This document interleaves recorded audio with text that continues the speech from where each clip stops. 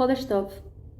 The Mishnah in Tanit 29a teaches us, Misha nichnas Av mamtim besimcha.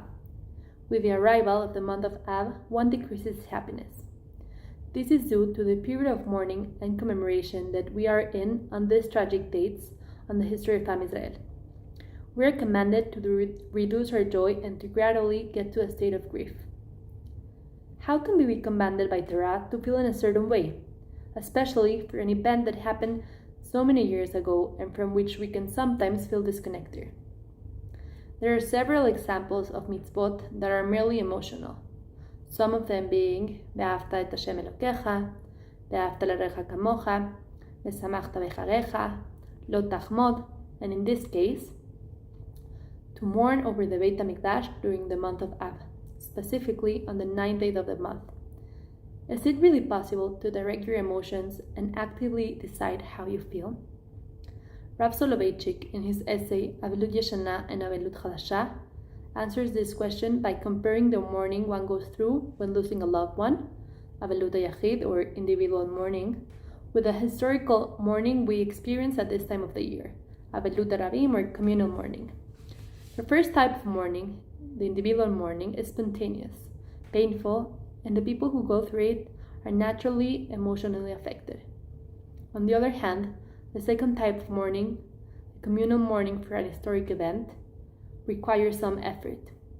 We have to have the right mindset and help ourselves feel this way because of the tragedy that occurred almost 2,000 years ago. The mourning period starts from the 17th of Tammuz. It is a way to psychologically begin getting into the right mindset. The halachic limitations that we have help us to reduce the situation's happiness little by little, so that 3 weeks later we can reach the day feeling the pain of our great loss. As the Sefer HaChinuch would say, Acharei ha'peulot nimshachim halevavot. The heart always follows the actions we engage in. Rav Soloveitchik says that just like in Avelut HaYachid, we have 3 different stages of mourning: the week, the month, and the year, where in each of the stages the restrictions are lightened, which causes the sadness slowly to go away. In the Avelut HaRabim, the same is true, but in the opposite direction. We first have the period that begins on the 17th of Tammuz with a few limitations.